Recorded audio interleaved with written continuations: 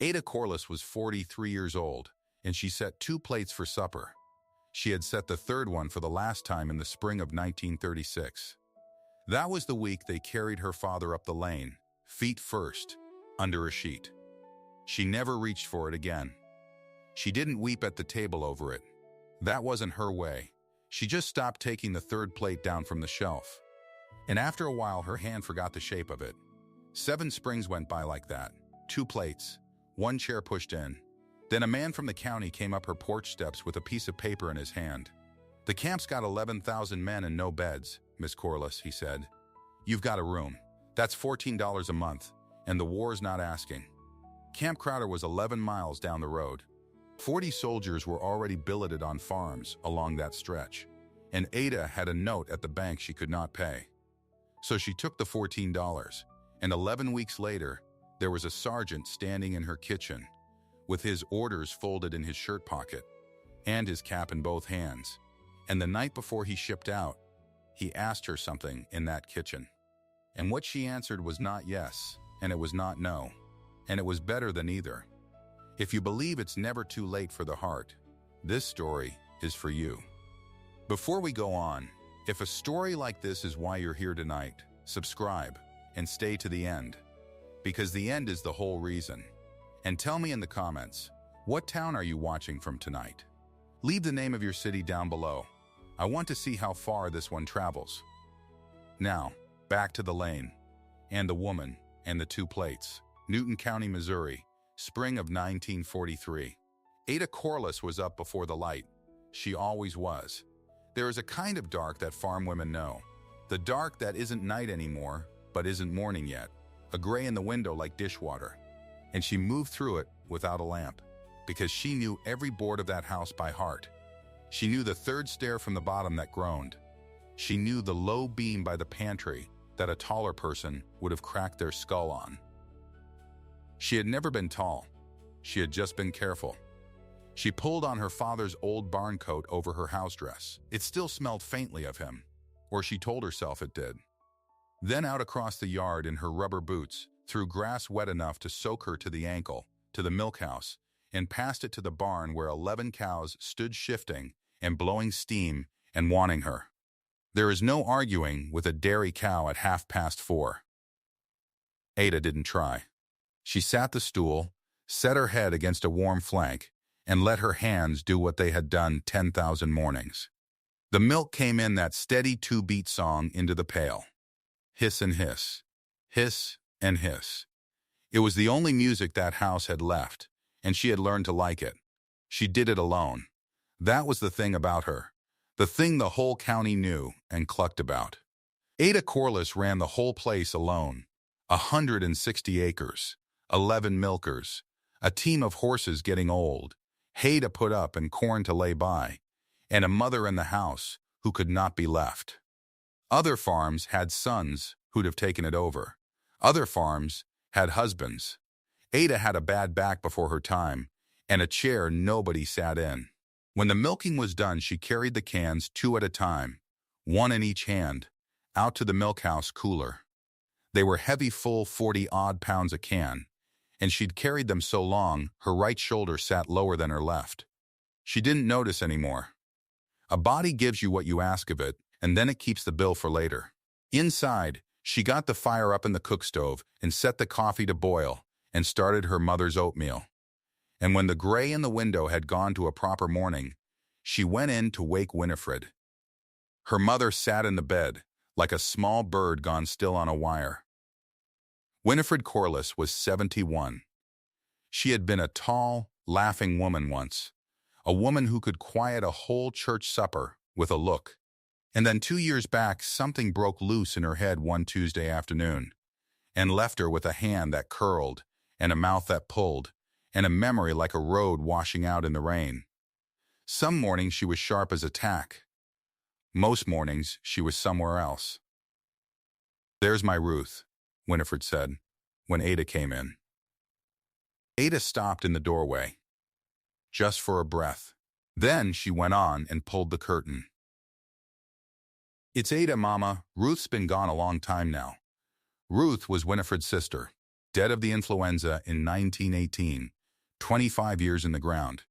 But some mornings, Winifred looked at her daughter's face and saw her sister's, and Ada had learned there was no profit in fighting it.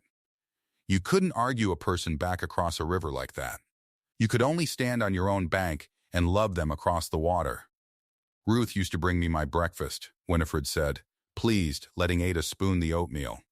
I know she did, Mama. You've got her hands. Ada looked down at her own hands. Chapped red, a crack in the thumb that wouldn't heal in cold weather. Nails cut straight across, no nonsense. They didn't look like anybody's but her own. Eat now, she said. It's going cold. That was the shape of Ada's whole life, and you have to understand it clean, because everything that came after only matters against how tight it was. She woke in the dark. She milked. She fed her mother. She ran the acres. She cooked 2 suppers and washed 2 plates and put her mother to bed, and then, most nights, she sat at the kitchen table with the account book and a pencil and the 1 lamp burning, and she did sums that never came out. And then she went up the groaning stair to a bed that had never held anyone but her, and she slept the sleep of a woman who is too tired to dream, which is a mercy of its own. She had wanted things once. That's the part nobody in the county remembered. There had been a boy, before her father died, a boy who worked the rail crew and had a way of tipping his hat. And then her father was gone, and her mother needed her, and the farm needed her. And the boy waited a season, and then he didn't. And he married a girl from over toward Granby, and that was that. Ada had folded that want up small and put it away where she put everything, in the back of a drawer in her chest, and she had gotten very good at not opening the drawer. At 43, she had stopped setting a place for anyone but her mother, and she had told herself that was peace. It's the kind of thing a person can almost believe, if the work is hard enough and the lamp is low enough, and nobody comes up the lane to prove otherwise. The note came due in April, $840, held by the Newton County Farmers Trust out of Neosho. It came due every spring, like the mud and the calving, and every spring Ada scraped it together out of the cream check and the egg money and the sale of a heifer she couldn't spare. But this spring the milk price had slid, and the feed price had climbed, and a wet fall had rotted a third of the corn in the crib. This spring, for the first time, when Ada sat with the pencil and did the sums, they came out red no matter how she held her mouth. She was short. Not by much. Short by enough. She did not tell her mother. You do not carry that in to a woman who thinks it's 1918. She carried it herself, the way she carried the cream cans, 1 in each hand, shoulder dropping. And that was where the man from the county found her. On the porch on a Thursday, with the paper in his hand and the $14 on his tongue. Pride is a thing you can spend, up to a point. Ada had spent hers carefully all her life. She'd taken no charity, asked no favor, let no neighbor see the account book. But a body with an $840 note and a mother to keep hasn't got pride to spend anymore. She had a room. The war was not asking. And $14 a month across the summer was near enough to close the gap that she couldn't say no and still call herself sensible. I'll want a man who's clean and quiet, she told the county man. I've an invalid mother in the house. You'll get who they send, Miss Corliss, he said, not unkind. But I'll mark it down. He sent Sergeant Harlan Voss. He came on a Saturday in the back of an army truck that let him off at the mouth of the lane and rumbled on to the next farm. Ada watched him come up on foot from the kitchen window, and her first thought was that he was older than she'd braced for. She'd braced for a boy. Camp Crowder was full of boys, 18 and 19 and scared under the swagger. And she'd steeled herself to have one of those tromping through her quiet, with his mud and his radio and his letters home. This wasn't a boy.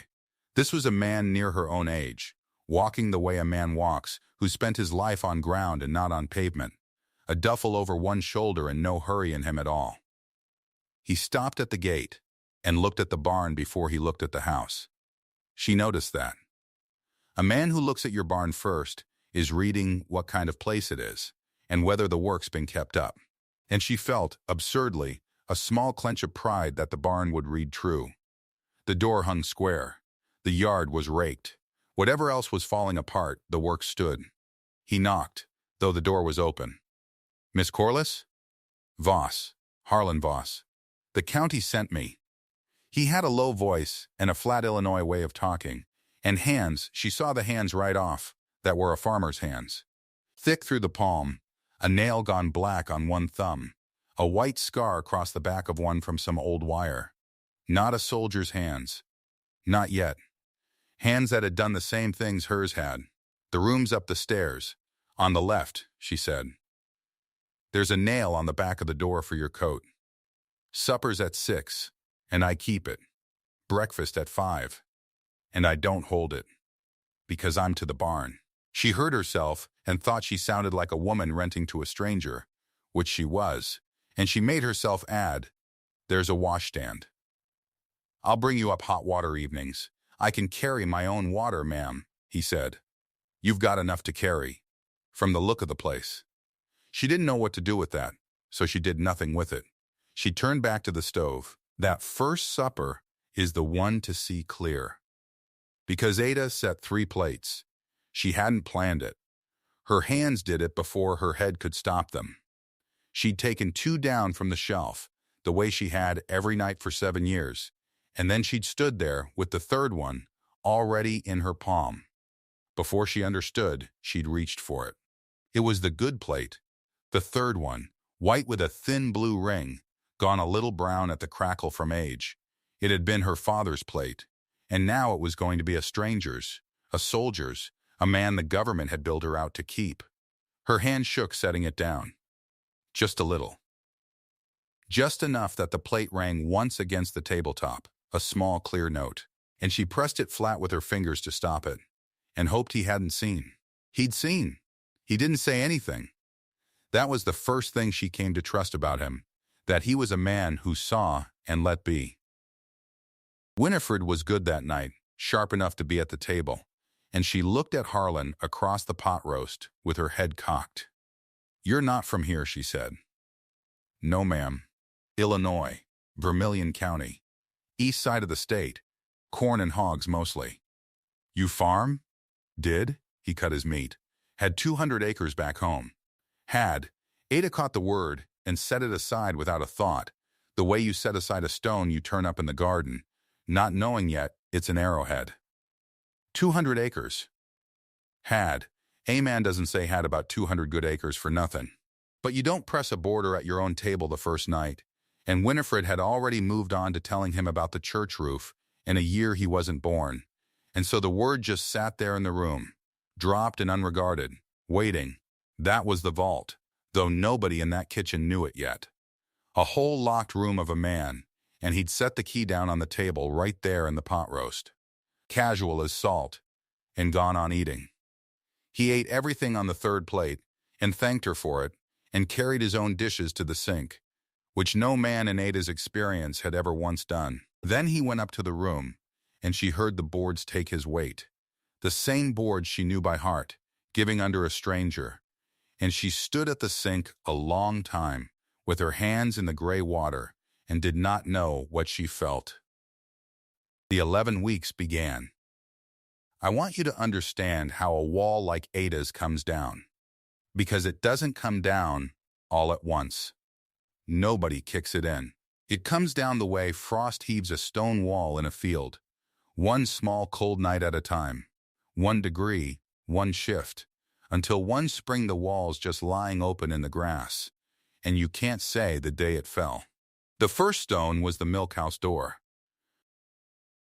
That door had sagged for 2 years. The bottom hinge had pulled its screws, and the door dragged a groove in the sill, and every morning and every night Ada had to lift it by the handle and swing it and drop it, and every morning and every night it fought her, and she'd stopped even cursing it. You get like that. You quit noticing the thing that costs you a little strength each time, until it's just part of the tax of being you. Then one Tuesday she came out with the cans, and the door swung open at a touch. Clean, silent square in its frame.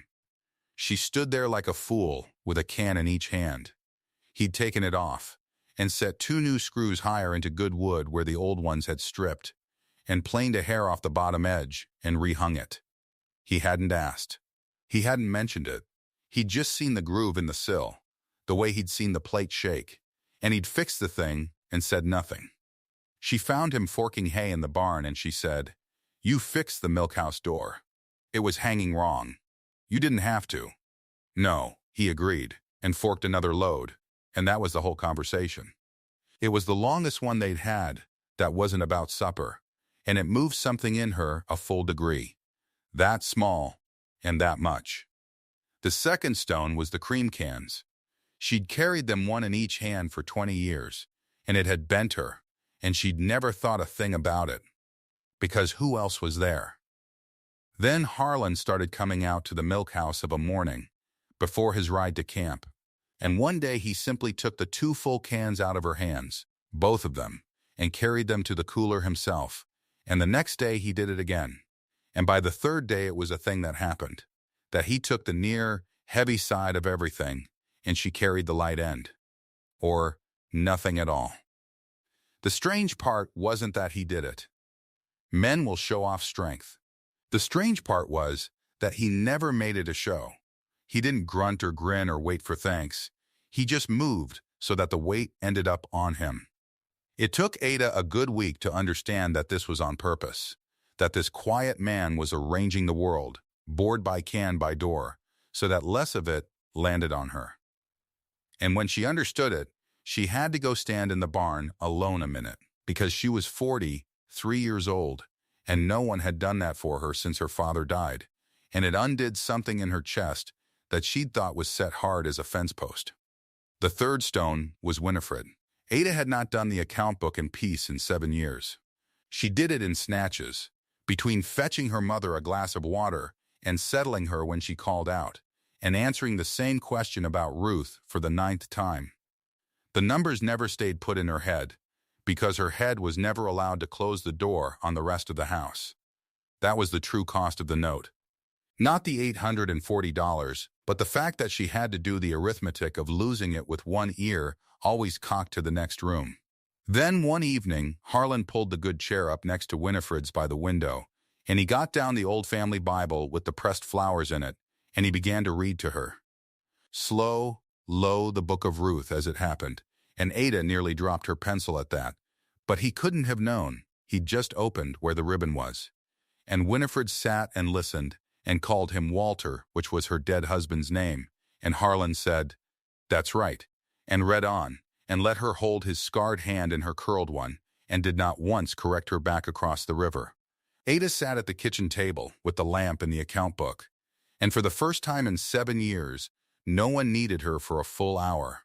And in that hour, with her mother's voice murmuring easy in the next room, she got the sums to sit still. And she found she was not quite as short as she'd feared. His $14, 3 months of it now, plus the work he was saving her. Plus a heifer she wouldn't have to sell after all, because a man was carrying her cans and mending her doors and giving her back her own hours. It wasn't a miracle. But it was a margin.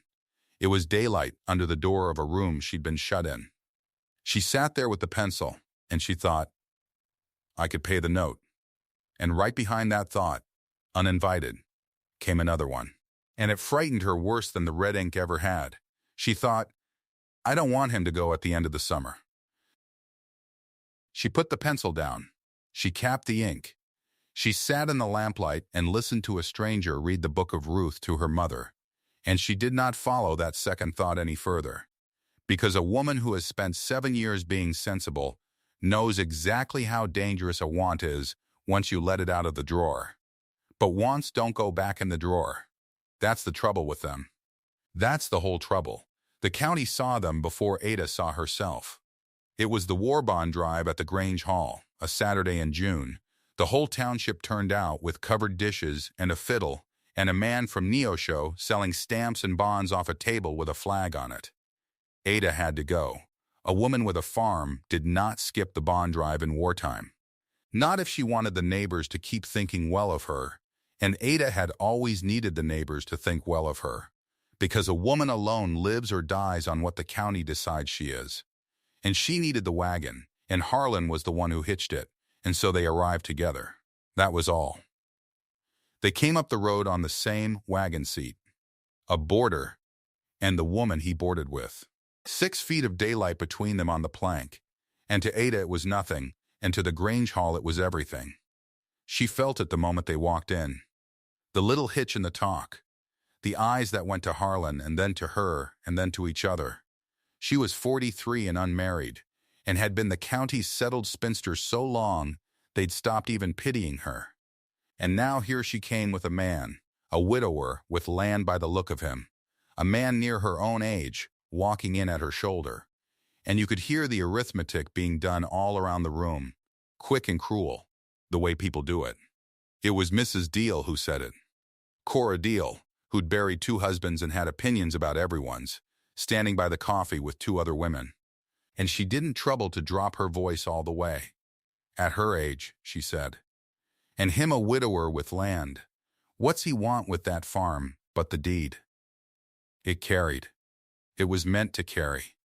And Ada felt it land in her like cold water down the back of the neck, and she felt the old shame rise up, the shame of being a woman things are said about, and she went very still and very straight and reached for a dignity she'd worn like armor her whole life, ready to let it slide off her the way she'd let everything slide off her, ready to be, one more time, the woman it happened to. But before she could, Harlan moved. He didn't say a word to Cora Deal. He wouldn't. That wasn't his way, and it would have made it worse, besides.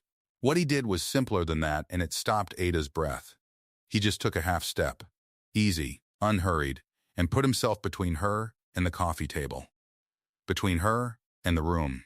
He set his body in the line of the whisper, the way he set it under the heavy side of the cans, so that less of it landed on her. And then he asked her, in his flat, low voice, plain as if the whole hall weren't watching, whether she wanted coffee or the punch, because he was fixing to get himself some of one or the other. Such a small thing. Coffee or punch. And it turned the whole room. Because a man who steps in front of you and asks about the punch is a man who's answered Cora Deal without a single word. And the county heard the answer as clear as if he'd shouted it. Ada took the coffee. Her hand was steady on the cup. And somewhere under her armor, a thing she had thought was long dead turned over in its sleep. The whispers didn't stop after the Grange Hall. They got louder. That's how it goes. A county that has decided a thing will not be argued out of it, and having decided that the widower was after the deed, it settled in to watch the deed change hands. And the whispers did what whispers do. They flushed a man out of the brush. Emmett Shull farmed the next place over, east, toward the creek.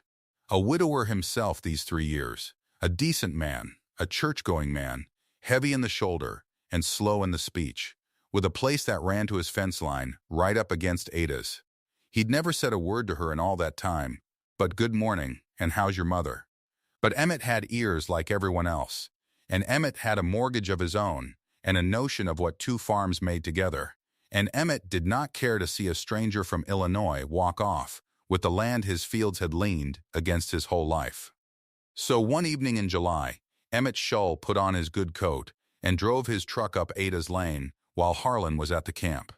And he sat at her kitchen table with his hat on his knee, and he made her an offer. It was a kind offer. That was the worst of it. He didn't insult her, didn't court her, didn't pretend at a feeling neither of them had. He laid it out the way you'd lay out a business, plain and fair. He'd marry her. They'd join the 2 farms, his and hers. His acres and her acres, worked together, would clear the Newton County note easy and never come near red again. Winifred would have a good roof over her the rest of her days, and Ada would have a decent man's name and a partner for the work, and no more nights alone with the account book and the lamp. It was sense. It was security. It was everything a sensible woman was supposed to want, offered straight across the table she'd washed 10,000 times. You don't have to answer tonight, Emmett said, standing, turning his hat. I know it's sudden. But you think on it, Ada. There's no shame in easing your load. You've carried it long enough that nobody'd fault you for setting some of it down. He was right. That was the thing. He was right about all of it, and Ada knew he was right, and she sat at the table after his truck had gone back down the lane, and she looked at the 2 plates in the drying rack, and the third one shelved above them, the good one with the blue ring that a stranger ate off of now, and she felt the whole sensible weight of Emmett Shull's offer settle over her like a warm quilt on a cold night. Safe, sound, finished, and she heard, from the front room, low and slow, a man's flat Illinois voice reading the Book of Ruth to her mother, who was calling him by a dead man's name and holding his scarred hand. Ada Corliss sat between those 2 rooms in the lamplight, the kitchen where the sensible offer had just been made, and the parlor where the dangerous thing was quietly reading. And for the first time in 7 years, she did not know what she was going to do, and she had a week to decide, because Emmett Shull had said he'd come back for her answer. The week went by the way weeks do when you're dreading the end of them. Fast in the daylight, slow after dark. Ada milked the 11 cows and set the cans on the stand. She did the books. She fed her mother, and every night she sat at the table across from an empty chair that wasn't empty because Harlan Voss came in from the barn and filled it, and she watched his flat Illinois face over the lamp and thought, I have a decision to make about a man who has never once said a word to make me think of him this way. That was the trouble. He'd never said anything. Emmett Shull's truck came up the lane on the 7th evening, right at dusk, right when he said it would. Ada heard it before she saw it. She was at the sink. She dried her hands slow on the apron, and she went out to the porch so her mother wouldn't be in the room for it, and so Harlan, out closing the milk house, wouldn't be either. Emmett got out and left his hat on the seat this time. That told her something. A man leaves his hat when he thinks he's staying. Evening, Ada. Evening, Emmett. He stood at the bottom of the steps. He was a decent man. She wanted that written down somewhere, that she had known it the whole time. He was a decent man, and he'd offered her a decent life, and there was no meanness in a single line of his face. I said I'd come for your answer, he said. You did. And? Ada looked out past him. The light was going gold and long over her father's 200 acres. No, 160, she corrected herself, the number she'd carried her whole life.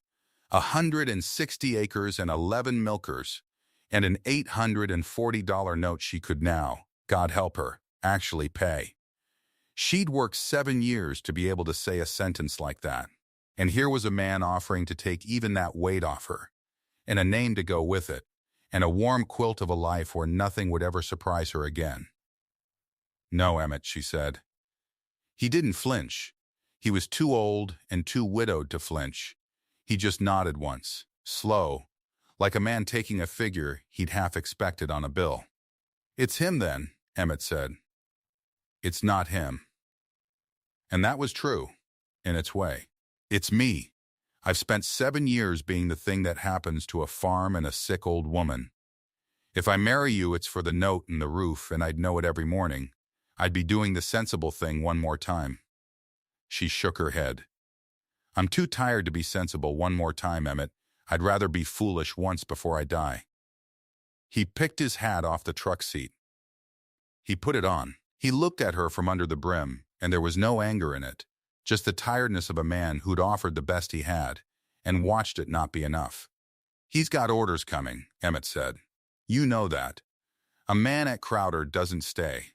Whatever it is you think you're waiting on, it's got a bus to catch. I know. You'd wait for a soldier. I'd rather wait for the wrong thing than settle for the right one, Ada said. And even as it came out of her, she heard how it sounded, and she didn't take it back. Emmett got in the truck. He rolled the window down before he backed out. You're a hard-headed woman, Ada Corliss. Always were. But he almost smiled saying it. If it goes bad, there's no shame in a second offer. I don't take back a decent thing once I've said it. I know that too, she said. You're the best of them, Emmett. I mean it. Then his taillights went down the lane and out onto the road, and Ada stood on the porch and felt the security she'd guarded for 7 years drive away into the dark. And she was more frightened and more awake than she'd been since the spring they carried her father up that same lane. She'd done it. She'd picked the uncertain thing. And she had no idea what the uncertain thing even was, because the man it hung on had never said one word. He said his word 4 days later, but not the one she was braced for. The orders had come. She knew before he told her. She saw it in the way he moved at supper, slower, like a man memorizing a room. She saw him take the near, heavy side of the cream cans that morning, without a thought, the way he'd done for weeks now, and it near broke her, because who would take the heavy side when he was gone? He'd started calling her Ada. She noticed the first time and didn't correct it, and felt the color come up in her neck. And he saw it, and neither of them said anything, and that was its own kind of conversation. Then came the night of May 16th, 1943. He came in from the barn late. Winifred was already down, asleep in her window chair with the coat Ada didn't remember laying over her. Harlan had, on his way through. He stood in the kitchen doorway with his cap in both hands. His orders were folded in his shirt pocket. She could see the corner of the paper. "Bus is Tuesday," he said. "I figured." "Ada." He turned the cap. He was 41 years old and he handled that cap like a boy. "I'm no good at this. I did it once, 20 years ago, and I wasn't good at it then either." He took a breath. "I want you to marry me. Tomorrow morning, there's a JP and Neosho'll do it before the bus. It's the only night I've got, Ada. I know that's a poor way to ask a woman. But it's the only night I've got." There it was. The thing that had never been said at last, in her father's kitchen, under the one lamp, by a man who had 2 days left in the state of Missouri. And Ada Corliss, who had waited 7 years to be asked anything, said no. She watched it land on him. She watched him take it standing, the way Emmett had, the way farmers take weather. "No," she said again, softer, so he'd know it wasn't a slap. "Harlan, listen to me. Sit down." Please, he didn't sit. But he stopped turning the cap. "A yes tonight," Ada said, "makes me a name on your tag and a widow before I was ever once a wife. You'd get on that bus in the morning a married man, and I'd stand in this lane a missus. And if it went bad, if it went the way it goes for half of them, I'd be a widow of a man I'd had for 11 hours. Her voice was steady. She was surprised at how steady. "I'd be marrying a telegram, Harlan. Not you. A telegram with your name on it. And I have spent 7 years being the thing that things happen to. My father happened to me. My mother happens to me every day of my life. I will not let a war be the thing that finally proposed to me. I won't." His jaw worked. But he was a farmer and a widower. And he was listening, really listening, the way he'd listened to everything on this place for 11 weeks. "So here's what I'll do instead," she said, and she stood up so she could say it to his face. "I'll set your place at this table. Every single night, you're gone. The good plate. The one with the blue ring. I'll wash it and dry it and put it out, and there'll be a chair pulled up to it every night, empty, waiting. And you come home. You hear me? You come home, and you sit down in it." And then her voice cracked, just once, and she let it. "And then you ask me again. In this kitchen, with the door propped open to the yard, and nothing hanging over us. No bus, no war, no telegram. You ask me the way a man asks a woman when he's got all the time in the world, and I'll give you your answer then, and it'll be a real one, because it'll be mine." The kitchen was dead quiet. Winifred breathed in the other room. Harlan Voss looked at her for a long time. And then something in his face let go. Some braced thing she hadn't known was braced. And he nodded, slow, and she saw he understood it. Understood it better than she'd said it. "You always this hard to marry?" he said. "Only worth a damn thing about me," she said. He laughed. It was the first time she'd heard him laugh in 11 weeks. It wasn't much. It was enough. "The good plate," he said. "The one your father ate off. The one my father ate off." "All right, Ada," Harlan said. "All right, I'll come back for the plate." He shipped out on Tuesday. She didn't go to the bus. She'd told him she wouldn't, that she wasn't the kind to stand in a station with a handkerchief, that she'd rather he carried her in his head at the milk stand than in a crowd. He'd nodded like that was sense. He took his duffel over his shoulder and his orders in his pocket, and he walked down the lane on his own 2 feet the same way he'd come up it. And Ada Corliss stood on the porch and did not weep, the same as she had not wept the day they carried her father up. Then she went inside.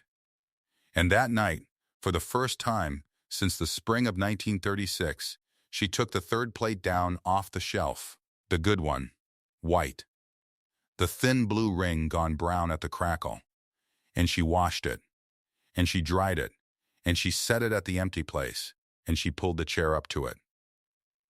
Winifred watched her do it. "Ruth," Winifred said, "you've set a place for your father." "No, Mama," Ada said. "I've set it for somebody who's coming back." That was one. One plate, one night.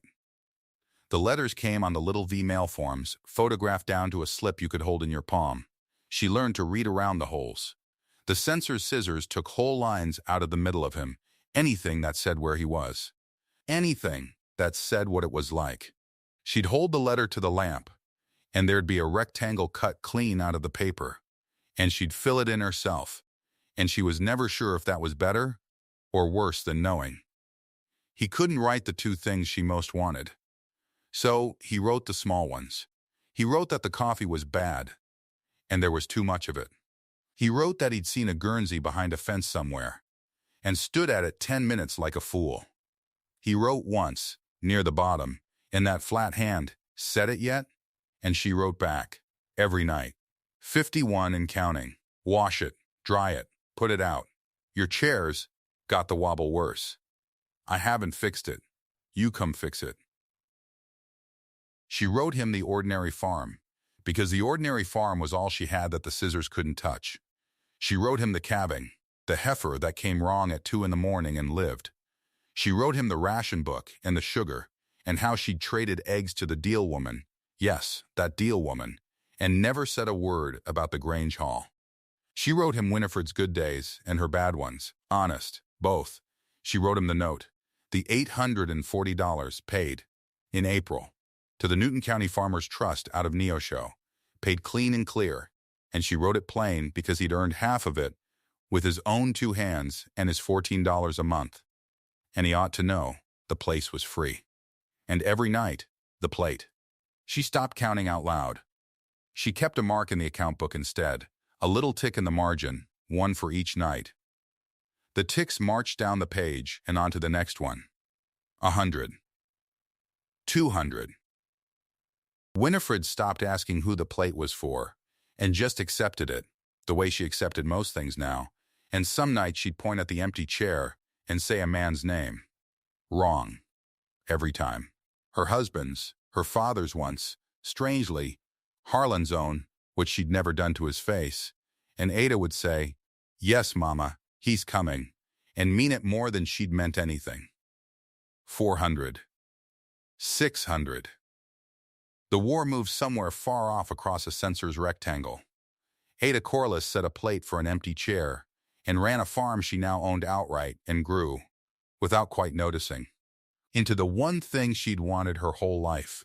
A woman who was not merely waiting to see what would happen to her, but who had decided, and set a place on it and held. 790. Then October of 1944, and the boy on the bicycle.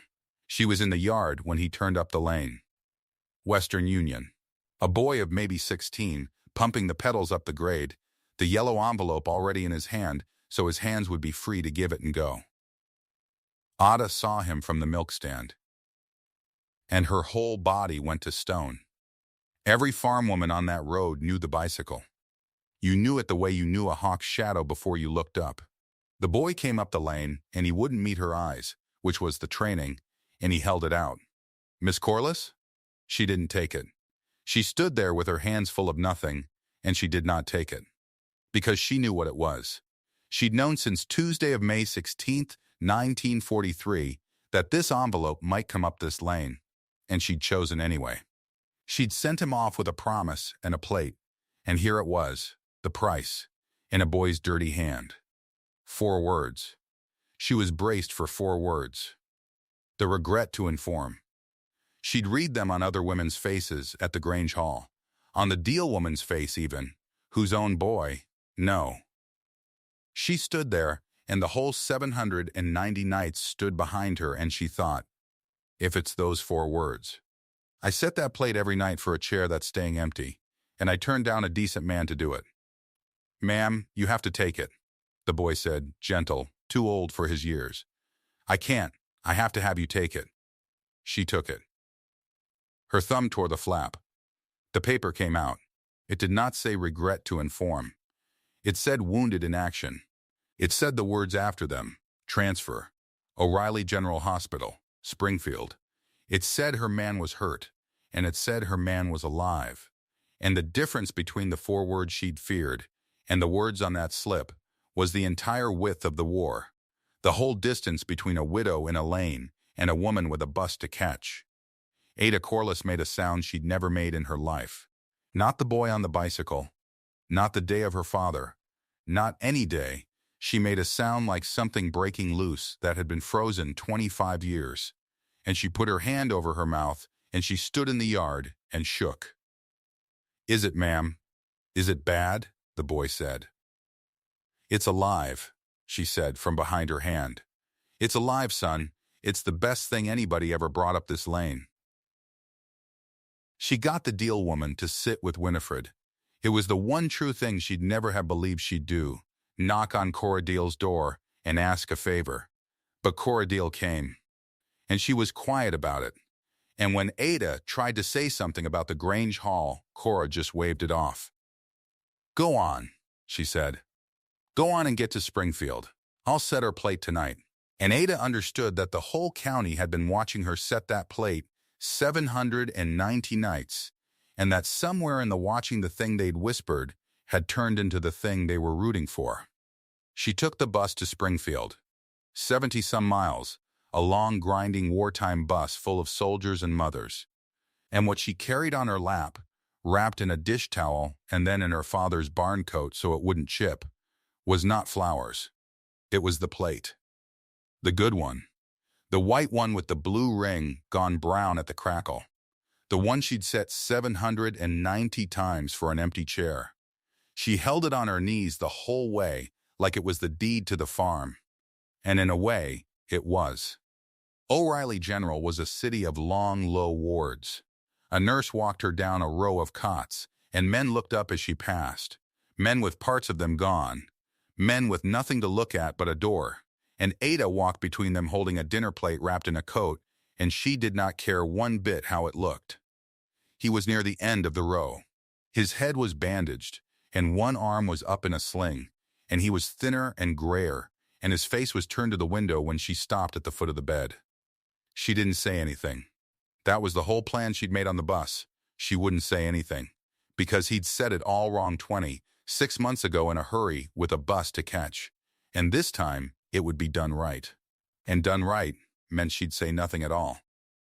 She unwrapped the plate. She set it on the little steel bedside table.